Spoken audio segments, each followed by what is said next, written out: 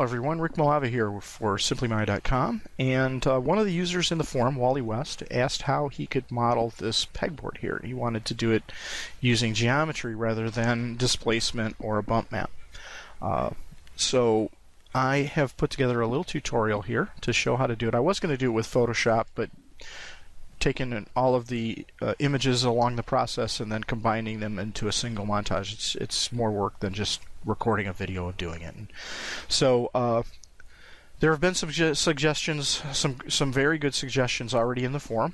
I'm going to show another approach you can take to modeling this, and what we're going to do is we're going to create, basically all of these are just a unit square with a hole in the center of the unit square. So if I create one unit square, I can just take and then duplicate and copy them horizontally and vertically to make the board. So we can create something like this. Now, Next Design suggested a method, and his method has the advantage of these circles don't have to be smooth. So you don't have to smooth this model. Using this approach, if you really want everything to be circular, I need to smooth it, but I can also build these circles in such a way that they don't have to be smoothed either. But if you're going to basically see this board from this distance, there it is smooth, and there it is unsmoothed, and there it is smooth, and there it is unsmoothed. So you can't even see the change. If I go in very close, there it is smoothed, there it is unsmooth, there it is smooth. Oops. Yeah, when I smooth it, because there's so many holes connected together, I get a warning about it. But you can, like I said, if I pick it here and I go unsmoothed, you can, barely see the difference from a distance.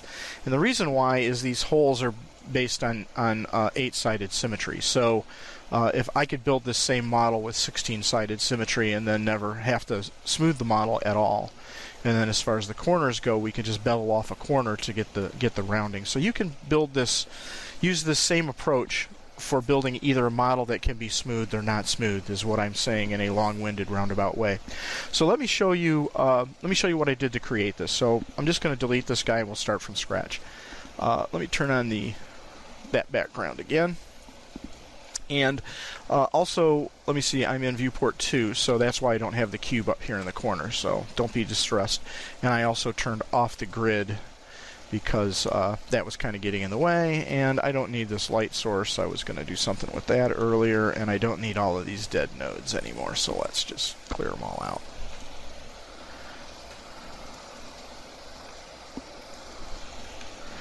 So we're back to square one here. So let's start out. So what I'm going to do is I'm going to start by creating a unit square plane. So we're going to come over here at the space key, create, come down to create a polygon, and we'll create a polygon plane, and that will create a unit polygon plane. Now the reason it just popped into the center here is I have create polygons and I've turned off interactive creation. So that'll just create a unit square at the center. And by default mine has 10 subdivisions in width and height, so I'm going to change that to 2. And I'm obviously on the back side, I'm upside down here, so let me spin back around and get to the top. The reason I could tell that is if I go and I hit the F key to focus in on this and I flip and look at the bottom, you see it's black. And the reason for that is I turn two-sided lighting off under lighting, so I can tell if my faces have been flipped. Another little helpful tip there. So what we'll do is, so that we can see the faces here, if I turn on wireframe over shaded, I'm going to take this object here and I'm going to hit the W key and I'm going to pull it up a little bit above the grid. In fact, let's just turn the grid off. So the workflow for this approach is we need to create a polygon in the center here that is going to represent the whole. So what I can do is, if I come in here and I grab this vertex and I hold the shift key, right mouse, and I slide over to chamfer vertex, you see we create a polygon that we can use for a hole, for a peg hole. However, when we do it this way, we create 4 polygons surrounding this quad that have 5 sides, which are n-gons. So anything with 3 sides is a tri, anything with 4 sides is a quad, which is what you want to strive for if you're going to smooth your model. It's not as important if you're going to not smooth the model.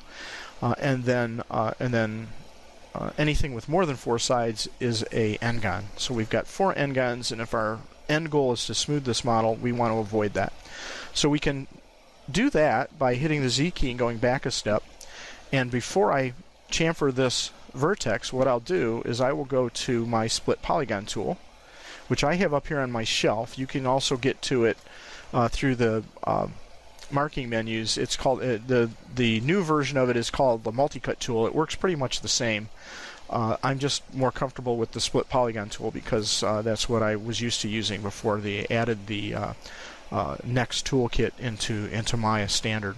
So I'm just going to grab this and I'm going to just draw an edge from corner to corner, and I'm going to do another one from this corner to this corner. So now what I've done is I've created 8 triangles, 8 tris around a central vertex. I'm going to hit the Q key to drop that tool and go back to my pointer here, and I'm going to go to vertex mode. I'm going to now pick this vertex, hold shift, right click, chamfer that vertex, and now I've created 8 4-sided polygons going around a 8-sided polygon at the center, which is not an issue because we're going to delete this to make the whole. But right now we need to make this circular, so I'm going to grab these 4 verts, I'm going to hit the R key, I'm going to scale all of those in, and just by eye I'm going to try to make them all even to form an octagon. And then at this point I can decide how big I want my hole to be, and I'm looking at the model right now, and that's actually pretty close. But I'm going to give myself a little bit of room. Well, before I do it, I'm going to come in here, grab this face, and I want to have a hole here, and I want to have a sharp edge coming around this corner. So I need 3 edges, 1 edge outside the circle, 1 at where the hole begins, and then 1 just where the hole starts to cut in to create a sharp turn. So before I do my subdivide in, I'm going to do an extrude face by holding the shift right mouse button and going to extrude. And I'm just going to take this guy and I'm going to grab the scale manipulator icon, and I'm just going to scale that in just a little bit to give myself 8 quads going around this hole where the hole's going to be. I'm going to hit the G key to repeat the last command, and I'm going to push this in a little bit. And then I'm going to hit the G key one more time, and I'm going to push that down to represent the thickness of the board. So now you can see I have 1, 2, 3 edges very close together, and so when I smooth this, that will be not only round, but you'll have a sharp edge there. So if I hit the Q key to drop that tool, select this guy, and I hit the 3 key, you can see I get a sharp edge around here. And if I come in and I delete that face, boom, we have 1 unit square with a peg hole in the middle. So now all we have to do is build this out horizontally and vertically to create our pegboard. So what I'll do is hit the 1 key to go back. Now, before I do this, I just wanted to mention we talked about smooth and not smooth. What I could do here is instead of having put 4 edges across, I could put probably 16 edges. You could easily build this unit square in such a way where I could have 16 edges going around where this hole is, or 12 edges, and that would be plenty for this to represent a circle without having to smooth it. So you could build this without smoothing. When I smooth this right now, it has 32 faces, and this is going to go up by 4 when I smooth this. Watch. If I hit the 3 key, right? Oh, it's not showing me the number of faces smoothed for some reason. This has been a bug that's been in Maya for a while, so I apologize. But trust me, when this gets smoothed, every one of these quads gets turned into 4 faces. So every face will become 4 faces when you smooth. So if I have 1, 2, 3, 4, I have 8. So there's 8, 16, and another 16. That's 32 faces, and all of a sudden that's going to become 4 times that. So this will become 128 polygons. Not bad for 1 pegboard hole, but if this thing's going to have 64 pegboard holes going, left and top to bottom, and you smooth this, it will start to become a problem smooth. So that's why I just bring that all up about using the smoothing approach on this. So, but now that we've created one unit polygon, let me hit the W key for move, and you see that the move manipulator for this object is right in the center of the object. So what I want to do is I want to create a duplicate of this and then move it along horizontally and vertically and somehow connect them up edge to edge. So I want to move where this origin point is. So I'm going to hit the insert key to do that, or you can hold down the press and hold the D key. But I'm going to do it this way, and then I can set where I want the origin of this object to be anywhere I want. So if I hold down the V key for vertex snapping, and then I hold the middle mouse button and drag over that vertex, you see that that manipulator moves to that vertex, and then I can hit the insert again to drop that tool. Now if I hit the shift and the D key, I'm duplicating this face. We're getting a thunderstorm here, so if I lose, that's what that crackling was. Now if I grab just the Z manipulator, I'm being very careful to just move the Z manipulator, so I'm just moving it in that axis. Actually, that's not the Z manipulator, is it? That is the X manipulator. So I'm grabbing the X manipulator, moving it along the X axis, and now if I take, and this is because I've stopped and started, it won't remember the distance thing. So I'm going to start from the beginning. Shift D.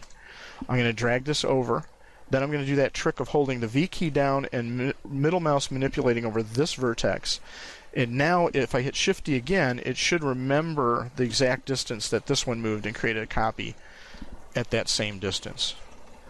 So yes, it did. So now what I do is just keep hitting Shift D to get as many of them as I want, holes as I want. And then I come over here and I can grab this whole thing, hit Shift D again. Now just grabbing the Z manipulator, which I didn't do. I grabbed the plane manipulator. Let's go Z to undo that. And then let's roll around so we can get this. I'm going to pull this up here like this. And then I'm going to hold the V key down and I'm going to snap it to that vertex right there and then hit Shift D again. And you can see we can easily create a pegboard with as many holes as we want. And actually from this distance, even with the faceted edges, those holes are going to look like circular holes. But now what we've got is a bunch of separate pieces. We need to connect this all together. Okay, so what we're going to do for that is we're going to come in here, and the first thing we need to do is make this one piece of geometry. Right now it is a separate piece of geometry for each one of those unit squares. So what we're going to do is I'm going to come in here and I'm going to grab all of these, and then I'm going to hold Shift right mouse button and I'm going to come down to combine. And you'll see it'll all turn green, and if I delete history, I've got my outliner up over here. If I hit delete all history, you'll see I've got one polygon object now. Right, but they're still made up of separate parts. You can see by these thick borders that I have an option turned on to show me where there are border edges. So now I need to combine all of the vertexes at these points where they come together. So what I will do is go to vertex now that it's one piece and select all the vertices, and I want you to look up here and notice that there are 2,160 vertices that I have selected. Some of these are co-resident. What I want to do is combine all of the co-resident ones. So I'm going to hold the Shift right mouse button, go up to merge vertices, and I'm going to go to options just to show you any vertice that is within this distance, 0.01 units, will be combined together. So if I hit apply, watch up here, 2160, and I hit apply. Now I've got 1921, and you see all those hard border edges, those thick border edges have gone away. So I've merged all of the border edges, but I haven't merged the vertices that go around these corners. So you have to make sure that that little tolerance distance where the vertices merge isn't so small that you collapse all your supporting edges, which I have not done by doing that. So now if I come in here and I smooth this, like I said, from here, to be honest, from here you'd never notice that those are faceted in a scene. If I turn off highlight border edges, boom, you'd never notice that those are not circular. So without smoothing, you're going to get relatively good performance.